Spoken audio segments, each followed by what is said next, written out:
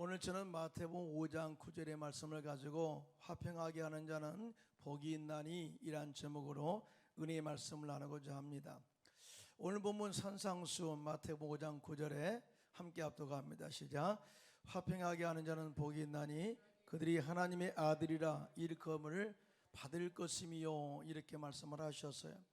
여기에서 화평하게 하는 자라는 헬라어로 에이레노와 포이오스라는 그런 단어예요. 화평을 의미하는 에이레네와 만들다를 의미하는 포이에오가 합쳐져서 만들어진 단어입니다. 그러므로 화평하게 하는 자라는 말의 의미는 화평을 만드는 사람, 즉 영어로 피스메이커를 의미하는 것입니다.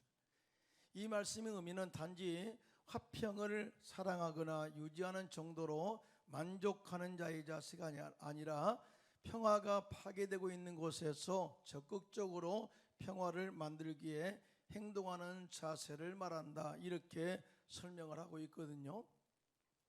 다시 말하면 예수님의 제자들은 평화를 방해하는 악의 세력들과 담대하게 싸워 깊이 읽고 평화를 만들어내야 함을 강조하고 있는 내용이 이 화평이라 그 말이죠.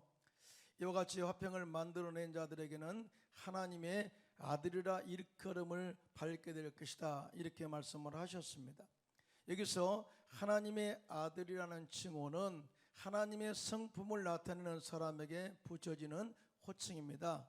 그러므로 하나님의 아들이라 칭함받은 사람은 하나님과 가장 친밀한 관계와 이 밀접한 사귐의 관계를 가진 자로서 예수님의 성품을 가지고 원수까지도 사랑하며 적극적으로 평화, 즉 화평을 이루어낸 자들을 말하는 것입니다.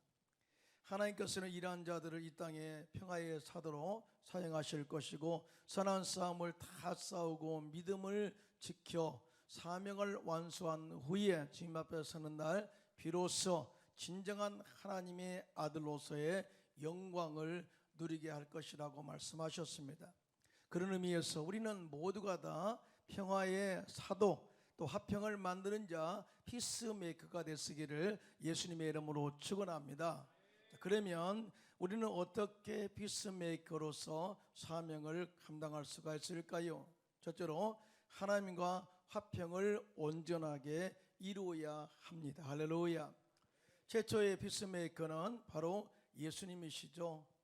인류의 조상 아담이 하나님 말씀을 거역하고 선악과를 따먹음으로 죄를 지어서 하나님과 원수가 되게 했어요.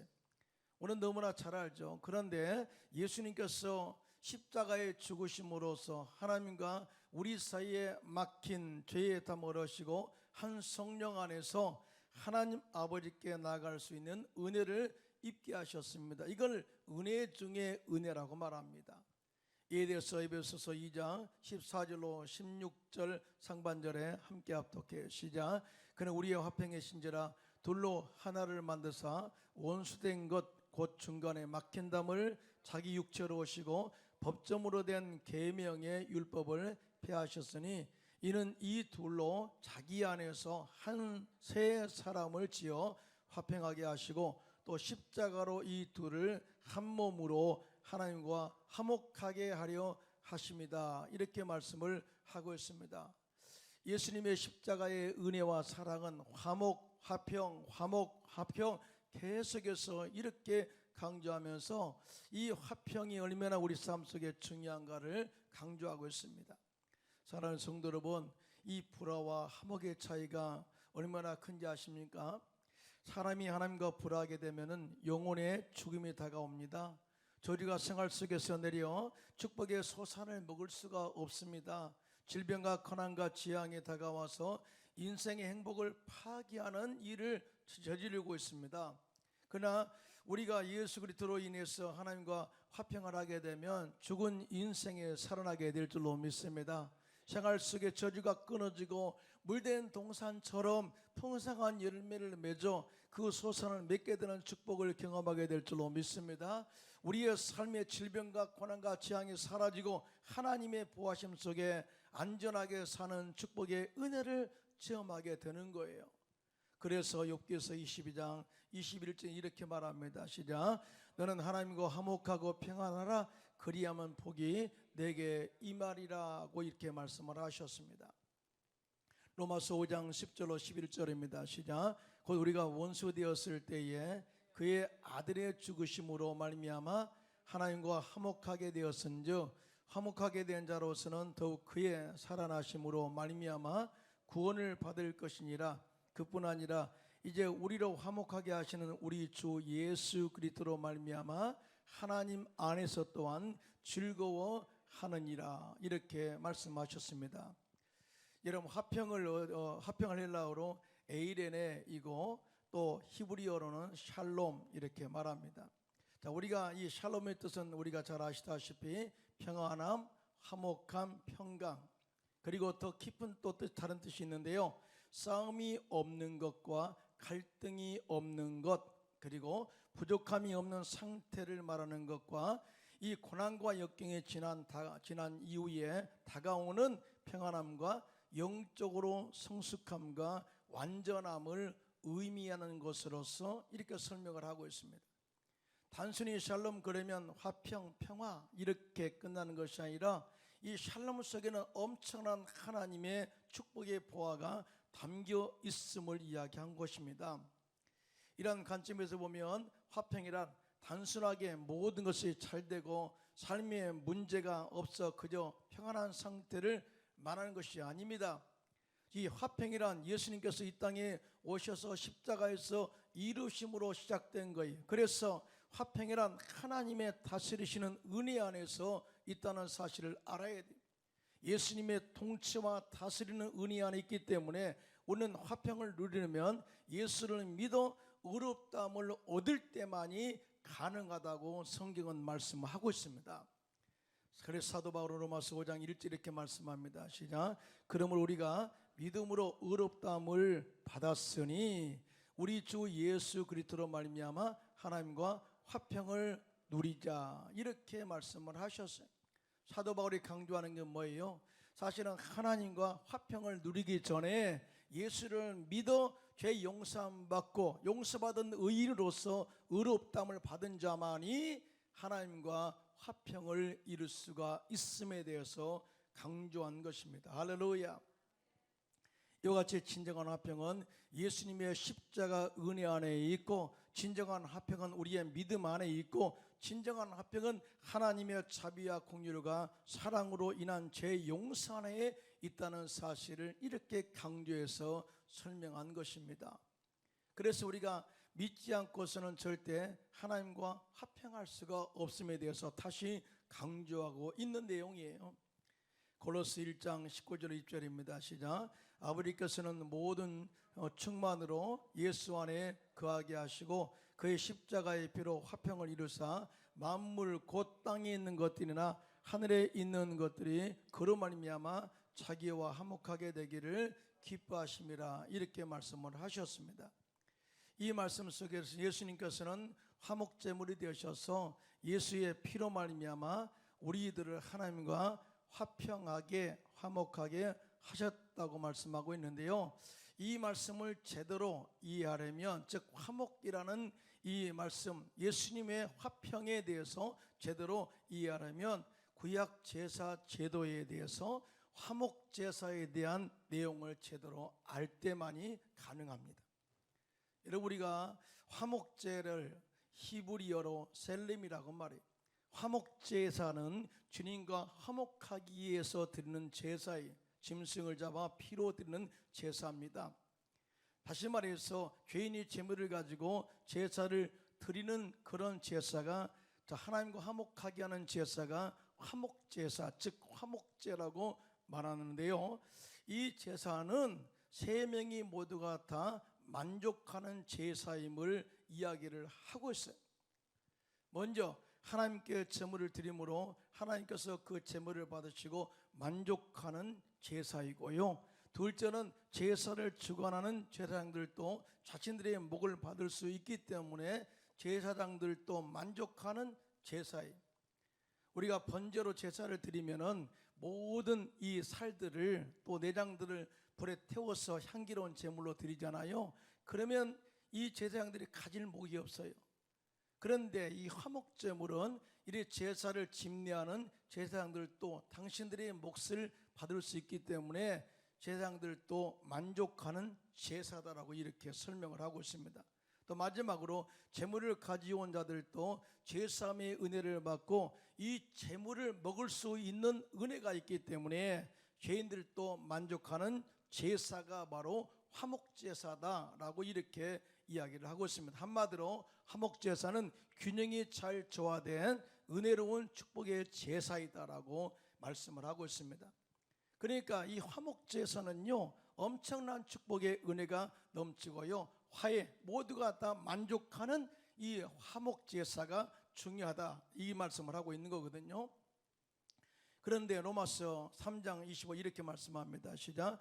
이 예수를 하나님이 그의 피로써 믿음으로 말미암아 화목제물로 삼으셨으니 이는 하나님께서 길이 참으시는 중에 전에 지은 죄를 관가하심으로 자기의 의로우심을 나타내려 하심이니, 그렇게 말씀을 하고 있습니다. 이 무슨 말씀이냐면 예수님께서 십자가에서 친히 죽으셔서 화목제물이 되심으로 말미암아서 구원의 길을 열어놓으셨다는 거예요.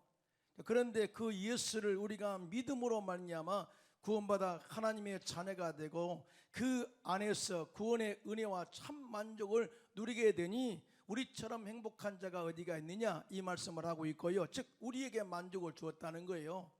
그리고 이러한 구원의 열매를 보시고 십자가에서 희생하신 예수님도 기뻐하셨다. 이 구원의 열매를 보고 얼마나 기뻐하셨겠어요? 더 나아가 이 구원을 계획하시고 행하셔서 온전하게 완성하신 아버지 하나님도 역시 기뻐하시고 만족하셨음을 말씀한 것입니다. 그래서 한 영혼이 주께로 돌아올 때 천국에서는 잔치한다고 그렇게 말씀하지 않습니까? 이와 같이 우리가 예수를 믿어 하나님과 화평을 얻었다면 이제부터 우리는 사람들에게 예수님의 십자가의 은혜와 복음을 전하여 사람들로 하여금 하나님과 화평을 이루는 사역을 감당하는 저와 여러분 되시기를 예수님의 이름으로 축원합니다. 이것이 바로 주님과 화평케 하는 첫 번째 이유인 것이죠. 자, 그러면 두 번째, 우리는 어떻게 화평을 이루어 나갈 수 있을까요? 먼저 원수를 사랑함으로 화평을 이루어야 합니다. 예수님께서는 마태복음 5장 44절로 45절에 이렇게 말씀하셨죠. 시작. 나는 너에게 이르노니 너의 원수를 사랑하며 너희를 박해하는 자를 위하여 기도하라. 이같이 한즉 하늘에 계신 너희 아버지의 아들이 되리니 이는 하나님이 그 해를 악인과 선인에게 비추시며 비를 의로운 자와 불의한 자에게 내려주심이라, 이렇게 말씀을 하고 있습니다. 여러분, 우리가 은혜를 이야기할 때 특별한 은혜는 십자가의 은혜예요. 우리가 예수를 믿으면 우리가 구원받고 하나님의 자녀가 되는 권세, 그리고 천국에서 영원히 사는 데까지의 축복을 우리가 잊게 되잖아요.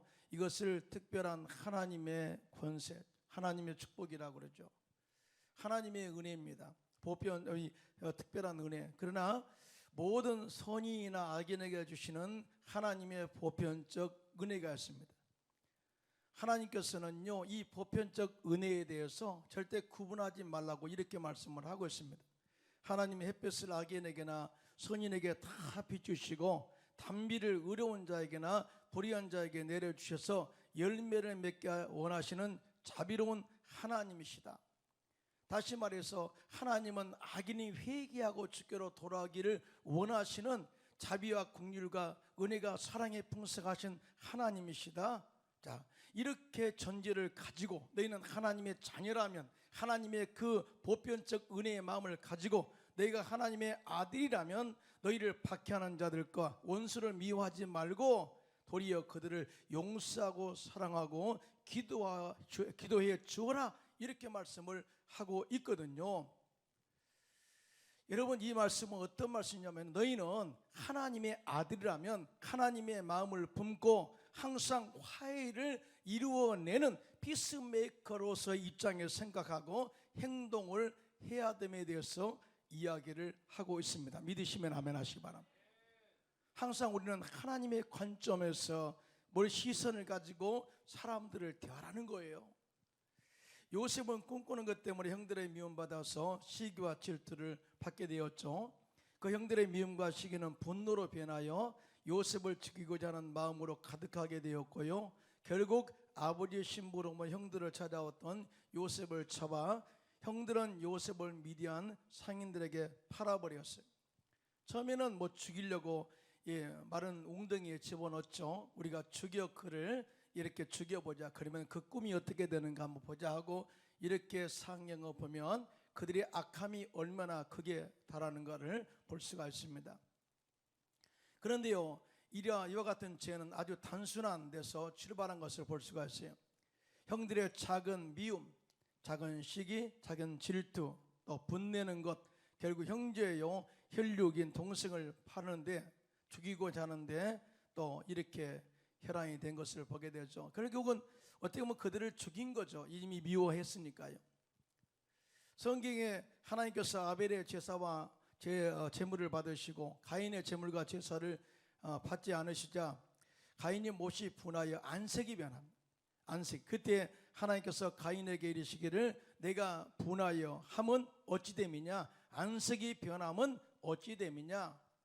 이건 사실은 하나님의 제물을 받지 않음으로 말미암아, 즉 믿음의 제사를 드리지 않음으로 말미암아, 즉 자신의 잘못 드림으로 말미암아 발생된 그런 문제임에도 불구하고 그 형제 이 아벨을 시기하고 질투함으로 말미암아 분냄이 있었다 그 말이죠. 그때 하나님께서 너는 그의 마음의 죄를 다스리라고 이야기합니다. 창세기 4장 7절입니다. 시작. 내가 선을 행하면 어찌 낫을 들지 못하겠느냐. 선을 행하지 아니하면 죄가 문에 엎드려 있느니라. 죄가 너를 원하나 너는 죄를 다스릴지니라. 우리의 삶 속에 항상 죄가 있다는 거예요. 죄가 유혹한다는 거예요. 근데 절대 너는 인간적으로 그것을 바라보지 말고 하나님의 관점에서 바라보고 의로운 생각을 바라보고 죄를 다스릴지라 라고 이렇게 하나님께서 경고했음에도 불구하고 결국 가인은 그걸 컨트롤하지 못해요.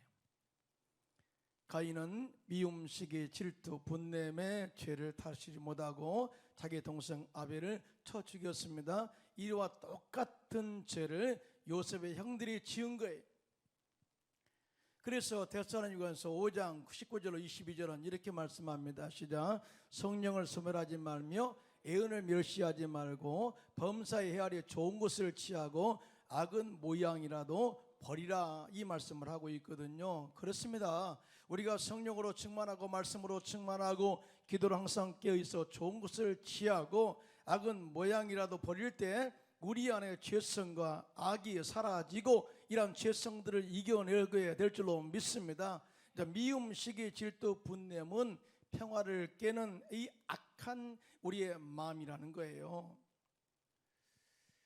미디안 상인에게 팔려간 요셉은 애굽의 시대장 보디발의 집에 종으로 들어가 가정 총무로 일하면서 인정받았죠. 그러다가 억울한 누명을 쓰고 감옥에 들어가 그곳에서 고난을 많이 겪었지만 놀라운 것은 하나님은 모든 것에 합력하여 선을 이루십니다. 할렐루야. 그곳에서 술장관 만나고 떡장관 만나고 꿈을 해석하고 이런 과정들을 통해서 이 결국 바로의 왕의 꿈을 해석하게 되는 계기가 되어서 애굽의 총리가 되고 애굽의 국고를 다스리는 자리에 앉게 된 것입니다. 후에 7년 기근이 들어 애굽에 양식이 있다는 소식을 듣고 요셉의 형제들이 양식을 구하러 애굽에 왔다가 애굽의 총리가 된 요셉을 만나게 되죠. 얼마나 놀랐겠어요. 이 간담이 선을 했을 거예요. 이제 요셉이 자기들을 원수로 생각하며 죽일 것이라고 겁을 먹고 있었습니다. 그때 요셉이 창세기 45장 4절로 5절 이렇게 말씀합니다. 시작. 요셉 형들에게 이르되 내게로 가까이 오소서. 그들이 가까이 가니 이르되 나는 당신들의 아우 요셉이니 당신들이 애굽의 판자라.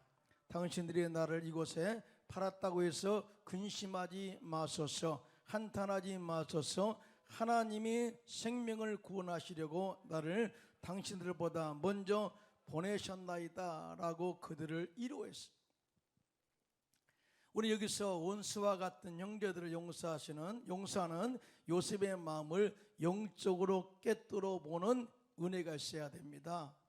요셉은 먼저 그들의 모든 죄성을 다 알았다는 거예요. 당신들이 나를 팔았어. 나는 당신들의 음모와 죄를 다 알고 있어. 하지만 이 모든 사건을 내가 인간적으로 이 모든 것을 해결하고 보는 것이 아니라 하나님의 시선으로 모든 것을 나는 보고 있음에 대해서 선포하고 있습니다.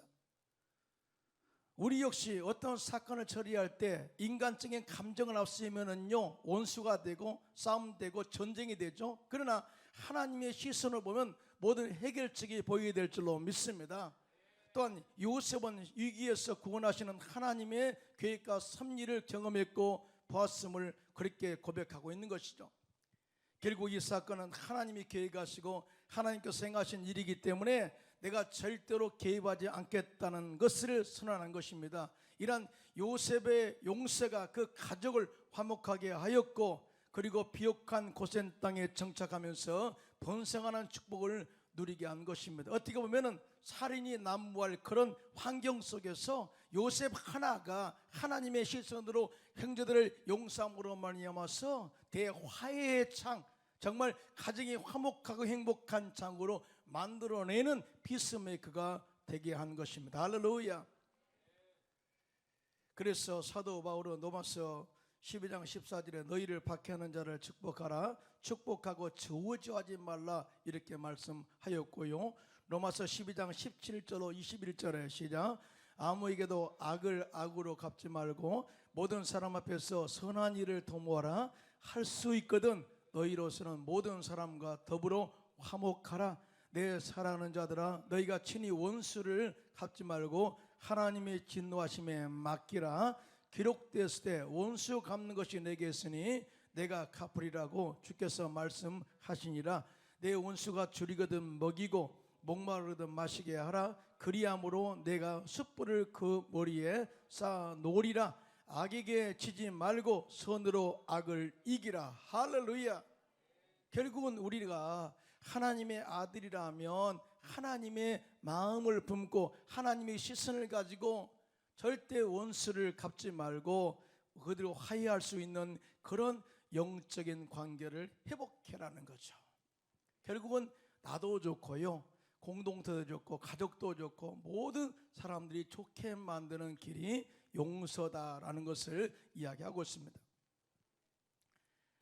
그러므로 원수를 절대 미워하지 말고 사랑하고 이어서 기도해주고 이 악을 손으로 이기는 저와 여러분들 되기를 예수님의 이름으로 축원합니다. 두 번째로는 탐욕과 힘의 논리를 버림으로써 화평을 이룰 수가 있어요. 사람이 탐욕을 품으면 남은 것을 빼앗고자 하는 악함이 생기는 것입니다. 탐욕을 충족시키기 위해서는 결국 힘의 논리를 펼치게 되고요, 내가 갖고 싶은 것을 빼앗고자 결국 전쟁이 선포되는 것 아니겠습니까? 이러한 사람에게는 절대 화평을 기대할 수가 없습니다. 전쟁은 힘의 논리와 탐욕에서 시작되는 것입니다. 절대 그런 사랑 환경에서는 평화를 이야기할 수 없죠. 이삭은 하나님의 말씀에 순종함으로 복을 받은 사람입니다. 그가 하나님의 명령에 순종해서 그랄 땅 블레셋에 머물러 농사를 지었을 때 100배의 결실을 거두었고 그가 우물을 팔 때마다 그 우물에서 물이 나왔어요. 우리가 하나님 말씀에 순종하면 가는 곳마다 주님이 함께 하셔서 형통의 복을 이루게 될 줄로 믿습니다. 자, 그런데요, 이 형통을 시기하는 자들이 있어요.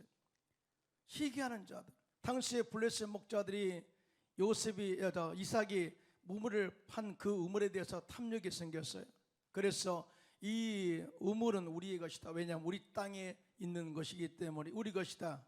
그렇게 주장을 하죠. 그러자 이삭이 절대 그들과 다투지 않고 그 우물을 그들에게 주고 다른 곳에 가서 우물을 팔 때 또 물이 나왔습니다. 자, 또다시 블레셋 목자들이 와서 이건 우리 것이다 말하면 주고 떠났습니다. 이렇게 이삭이 옮겨서 브엘세바까지 가게 돼요. 자, 이렇게 화평을 이루고자 끝내 마음에 결단하고 다투지 아니하는 이삭에게 하나님이 밤에 나타나셔요. 그리고 복을 주셔요. 창세기 26장 24절 시작. 그 밤에 야훼께서 그에게 나타나 이르시되 나는 내 아버지 아브라함의 하나님이니 두려워하지 말라. 내 종 아브라함을 위하여 내가 너와 함께 있어 내게 복을 주어 내 자손이 번성하게 하리라 하신지라. 할렐루야. 다투지 않고 정말 이 모든 것을 화해로 끝나는 이삭에게 하나님이 나타나셔서 복을 주시겠다고 약속을 한 것입니다. 이삭은 블레셋 목자들의 탐욕으로 인한 싸움 선포에 대해서 양보했고 포기함으로써 화평을 선택했습니다. 이삭은 나라와 힘의 논리로 이삭의 땀 한 땀 우물을 요구했을 때 절대 힘으로 맞서지 않았고 양보함으로써 화평을 선택한 것입니다. 이런 모든 가운데 화평을 선택한 이삭의 삶이 형통한 것을 이 블레셋 왕 아비멜렉이 본 거예요.